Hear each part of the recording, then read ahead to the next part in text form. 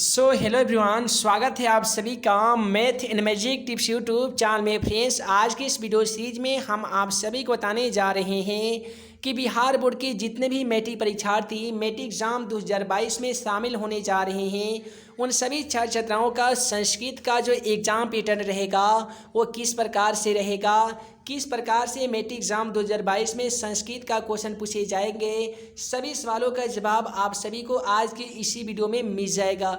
जैसा कि आप सभी को मालूम होगा कि मैट्रिक एग्जाम 2021 में संस्कृत के एग्ज़ाम पेपर में 1 से लेकर 100 तक के ऑब्जेक्टिव सवाल दिया गया था, जिनमें से केवल 50 ऑब्जेक्टिव सवालों का ही जवाब OMR शीट में चिन्हित करना था। सेम टू सेम उसी प्रकार से मैट्रिक एग्जाम 2022 में भी प्रश्न संख्या 1 से लेकर 100 तक के ऑब्जेक्टिव सवाल दिए जाएंगे, जिनके साथ साथ 4 विकल्प भी दिए जाएंगे।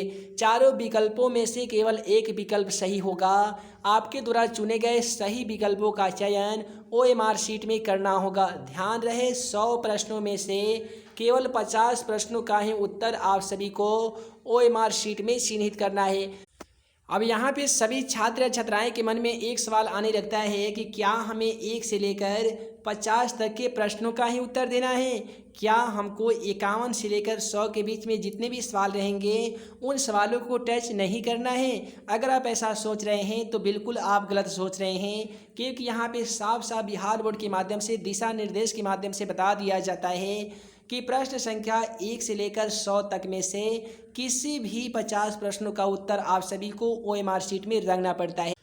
तो फॉर एग्जांपल, जैसा कि आप सभी मोबाइल स्क्रीन पे पहला सवाल क्वेश्चन नंबर 1 को देख पा रहे हैं। क्वेश्चन नंबर 1 में बोला गया है कि बालकाय मोदकम रोचते, यानी बच्चों को लड्डू अच्छा लगता है। इस वाक्य में बालकाय पद में चतुर्थी विभक्ति किस सूत्र से हुई है? तो इसके लिए आपको 4 ऑप्शन मैट्रिक के एग्जाम पेपर में इस प्रकार से देखने को मिलेंगे, जैसा कि दिया गया है रुच्यर्थानाम प्रियमानः अस्प्रिय रिप्सतः। ऑप्शन सी में दिया गया है चतुर्थी संप्रदाने। ऑप्शन डी में दिया है धारे रुतमर्णः।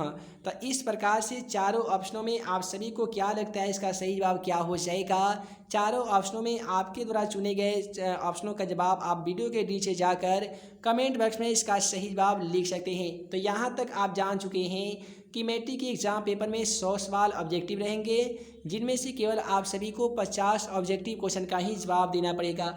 आइए अब हम लोग बात करने जा रहे हैं सब्जेक्टिव क्वेश्चन के बारे में, यानी खंड ब के बारे में। जब सेकंड खंड में हम लोग जाते हैं, सेक्शन बी में जाते हैं, तो वहाँ पे मिलते हैं अपठित गद्यांश, जो पूरे 13 नंबर के होते हैं। अब यहाँ पे लिखा जाता है कि अधोलिखित गद्यांशों को ध्यानपूर्वक पढ़कर उस पर आधारित प्रश्नों का उत्तर निर्देशानुसार दीजिए। यहाँ पे आपको एक गद्यांश पूरे पढ़ने पड़ते हैं और इसी गद्यांश से रिगार्डिंग 4-5 सवाल रहते हैं। इनमें से आप सभी को सभी सवालों का जवाब देने पड़ते हैं। जैसा कि आपको बोला गया है कि एक पदेन उत्तरदत्त, यानी एक पद में उत्तर दीजिए। यहाँ पे क ख में 2 सवाल दिया गया है, फिर यहाँ पे भी क ख में 2 सवाल दिया गया है, ठीक है। और प्रत्येक सवाल के लिए 2 अंक निर्धारित किया जाता है, यानी एक सवाल का आंसर दीजिएगा तो आपको पूरे 2 नंबर मिलेंगे। तो इस प्रकार से 4 नंबर यहाँ से और 4 नंबर पिछले वाले क्वेश्चन से मिल जाते हैं। अगर आपको पहला गद्यांश अगर हार्ड लगता है, कठिन लगता है, तो यहाँ भी आपको अथवा का भी ऑप्शन दे दिया गया है, ऑप्शनल है। आप चाहे तो ऊपर वाले गद्यांश का सॉल्यूशन कर सकते हैं, या अथवा में जो एक और गद्यांश आप सभी को यहाँ पे देखने को मिलते हैं, आप चाहे तो पहले गद्यांश को पढ़कर नीचे दिए गए प्रश्नों का उत्तर दीजिए, या नीचे वाले गद्यांश को पढ़कर और यहाँ पे जितने भी सवाल दिए गए हैं इन सभी सवालों का उत्तर दे सकते हैं, और यहाँ से भी आपको पूरे 6 नंबर दे दिए जाते हैं। उसके बाद में हम लोग बात करते हैं ब में भी। यहाँ पे देख लीजिए एक और आपको गद्यांश देखने को मिल जाएंगे, और यहाँ पे भी बहुत सारे क्वेश्चन रहते हैं जो पूरे 2 क्वेश्चन जवाब देने पड़ते हैं, और प्रत्येक क्वेश्चन के लिए 2 अंक निर्धारित है। दोनों में से केवल एक प्रश्न का ही उत्तर आप सभी को देना है।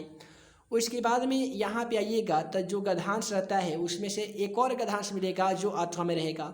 कुल मिलाकर आसान भाषा में जान लीजिए, संस्कृत में लगभग पूरे 4 गद्यांश रहते हैं। 4 गद्यांश में से केवल आप सभी को 2 गद्यांशों का आंसर देना पड़ता है, और इसके लिए आपको पूरे 13 नंबर फिक्स किया गया है, यानी 13 नंबर आप सभी को दे दिए जाते हैं।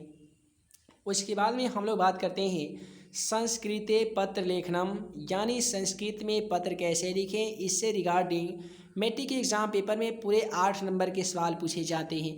अब 2021 के एग्ज़ाम की हम लोग बात करते हैं तो इसमें बोला गया था कि निम्नलिखित में से किन्हीं 2 प्रश्नों का उत्तर दीजिए। अब यहाँ पे देखिए कितने सवाल हैं, पूरे एक यहाँ पे है, 2 3, उसके बाद में यहाँ पे 4 है और नीचे देख लेते हैं तो नीचे सवाल नहीं है, यानी 4 सवाल दिया गया है। अब ये चारों सवालों में से केवल आप सभी को कितने सवालों का जवाब देना है, तो 2 सवालों का जवाब देना है और प्रत्येक जो क्वेश्चन है ना ये 4 नंबर का है। तो इस प्रकार से जो पत्र लेखन है ये पूरे 8 नंबर के पूछ लिए जाते हैं। एक एक जो सवाल होता है ये 2-2 नंबर का रहता है, ठीक है। तो 4 प्रश्नों में से आप सभी को केवल कितने प्रश्नों का जवाब देना है, तो 2 प्रश्नों का जवाब देना है। अब यहाँ पे केवल आसान करने के लिए देख लीजिए, बोला गया विद्यालय द्वारा आयोजित शैक्षणिक यात्रा पर जाने की अनुमति देने के लिए पिता को एक पत्र लिखिए, वो भी संस्कृत में। अगर ये आपको नहीं आता है तो जाहिर सी बात है ये तो आपको आता ही होगा कि 5 दिनों का अवकाश प्रदान करने के लिए, यानी छुट्टी प्रदान करने के लिए, छुट्टी लेने के लिए प्रधान अध्यापक को एक आवेदन पत्र संस्कृत में लिखिए। काफ़ी सिंपल है और एग्ज़ाम में हर बार आता है, इसीलिए आप सभी को पत्र लेखन अगर वाला मेरा वीडियो अगर नहीं देखे होंगे तो मेरे चैनल पे जाके पत्र लेखन का वीडियो देख सकते हैं, या आप यूट्यूब में सर्च कीजिएगा संस्कृत में पत्र कैसे लिखें by math and magic tips, तो आपको मेरा वीडियो सबसे पहले यूट्यूब पे देखने को मिल जाएगा।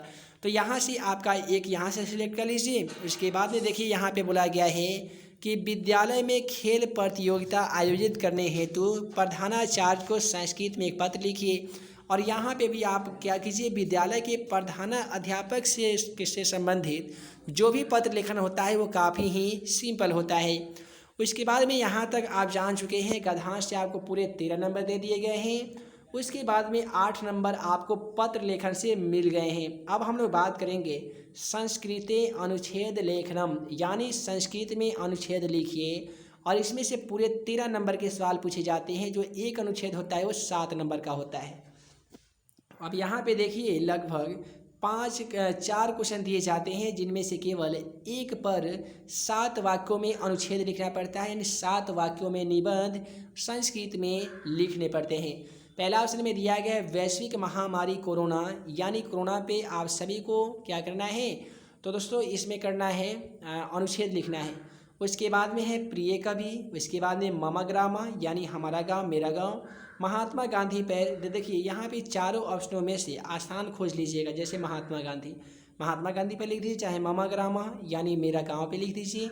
आपका प्रिय कवि कौन है इस पर भी लिख सकते हैं, या आप कोरोना वायरस की महामारी को देखते हुए कोरोना वायरस पे भी आसानी तरीके से लिख सकते हैं। उसके बाद में हम लोग बात करने जा रहे हैं कि संस्कृत में अनुवाद करें, इससे रिलेटेड कितने सवाल मैट्रिक के एग्जाम पेपर में पूछे जाते हैं। तो जैसा कि क्वेश्चन नंबर 4 को देख लीजिए, बोला गया है कि निम्नलिखित में से किन्हीं 6 प्रश्नों का, देखिए 6 प्रश्नों का उत्तर दीजिए, यानी 6 वाक्यों का अनुवाद संस्कृत में कीजिए। अब यहाँ पे देखिए कितने सवाल रहते हैं, तो क से लेकर पूरे यहाँ पे देखिएगा ना, तो क से लेकर ठ तक, यानी पूरे 12 प्रश्न रहते हैं। 12 इसमें ऐसे संस्कृत में वाक्य दिए जाएंगे जिनमें से केवल आपको 6 वाक्यों को सिलेक्ट करना है। प्रत्येक प्रश्न के लिए एक अंक निर्धारित कर दिया गया है। तो इस प्रकार से संस्कृत में अनुवाद करने से रिलेटेड 6 नंबर के सवाल मैट्रिक के एग्जाम पेपर में पूछे जाते हैं। अब यहाँ पे भी आपको क्या करना है कि पूरे 12 जो वाक्य दिए गए हैं, 12 में से आसान जो वाक्य है वो 6 सेलेक्ट कर लेना है। 6 का आंसर शीट पे आपको आंसर लिख देना है। तो इस प्रकार से पूरे 6 नंबर आसानी तरीके से आप सभी को दे दिए जाएंगे। अब जैसे देख लीजिए, मुझे मिठाई पसंद है, ठीक है, ममा मोदकम रोचते हैं, बहुत सिंपल है। उसके बाद गणेश को नमस्कार करो, नदिया में गंगा सबसे पवित्र है, यानी नदीसु गंगा नदी पवित्रता अस्ति, ठीक है। उसके बाद में गंगा हिमालय से निकलती है, यानी गंगाया हिमालयात निसरती। राम 4 भाई थे, राम की पत्नी सीता थी। ऐसे सिंपल वाक्य को सिलेक्ट कीजिए और उसका आंसर शीट में आंसर दे दीजिए। अब हम लोग बात करते हैं लघुत्तरीय प्रश्नों के बारे में। तो यानी आपका जो बुक है जिसका नाम है दोस्तों, क्या नाम है, तो संस्कृत का काफ़ी ही मंगलम जो पार्ट है उससे बहुत ज़्यादा क्वेश्चन पूछे जाते हैं, ठीक है। तो संस्कृत को तो पढ़ ही लीजिएगा, पीयूषम आपका किताब का नाम है। इससे आपको 16 नंबर के सवाल पूछे जाते हैं। अब यहाँ पे देख लीजिए, निम्नलिखित में से किसी 8 प्रश्नों का उत्तर दीजिए। 8 प्रश्नों का उत्तर देना है, कितने में से, तो 16 प्रश्न पूछे जाते हैं, जिनमें से केवल 8 प्रश्नों का उत्तर देना है। प्रत्येक के लिए 2 अंक निर्धारित किया गया है, यानी 16 नंबर का यहाँ से आप सभी से सवाल पूछा जाता है। यहाँ से भी आप आसान आसान क्वेश्चन को सिलेक्ट कर लीजिए, उसका आंसर दे दीजिए। फॉर एग्जाम्पल पूछा गया प्राचीन संस्कृत ग्रंथों में वर्णित पटना के विभिन्न नामों का उल्लेख कीजिए।